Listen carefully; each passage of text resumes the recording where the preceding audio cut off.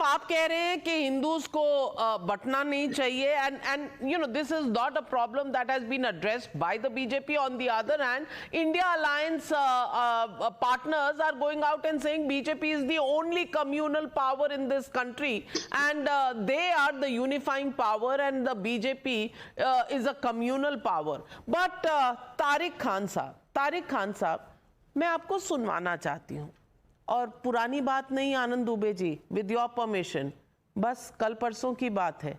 ये अबू आजमी साहब क्या कह रहे हैं सुन लीजिए, सुर और ताल और लय आपके भी समझ में आ जाएगी, सुन लीजिए। आप देखते हैं असेंबली में अबू आसिम आपके हक की लड़ाई लड़ता है कि नहीं लड़ता है? हम 2 एमएलए, हमें 6-8 एमएलए चाहिए, और जिस दिन अखिलेश भाई 8 एमएलए होंगे ना, किसी की मां ने दूध नहीं पिलाया मुसलमानों को साफ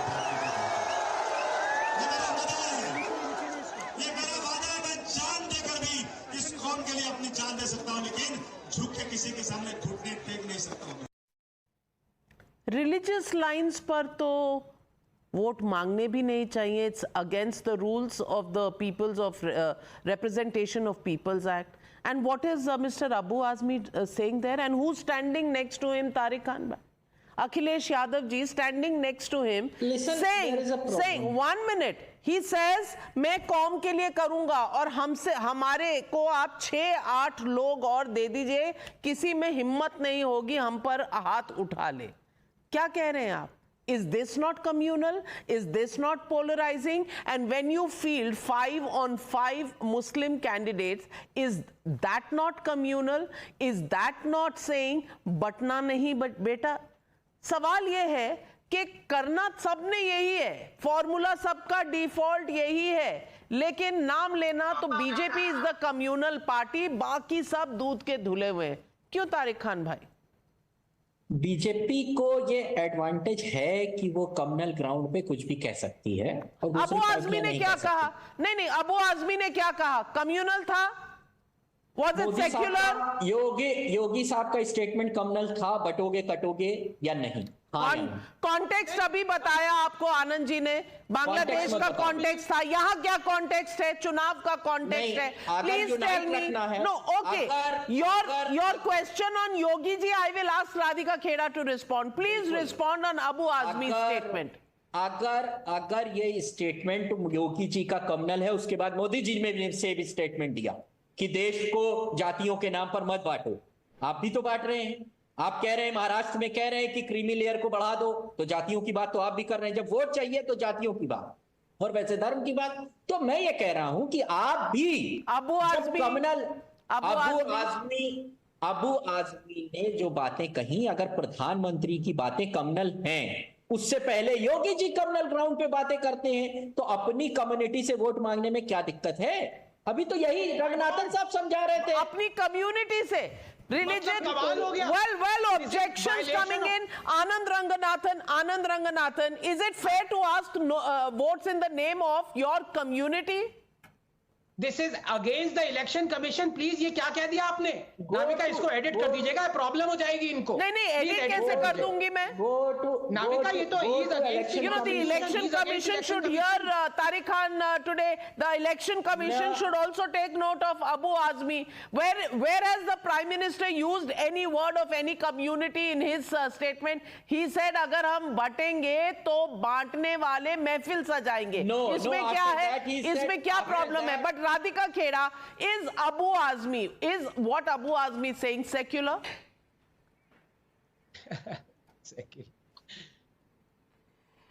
Navika ji, the Samajwadi Party has mastered the art of dividing society, and we have seen that time and again from their statements, right from the time Ram Naam Satya Hai that Akhilesh Yadav said during the COVID era.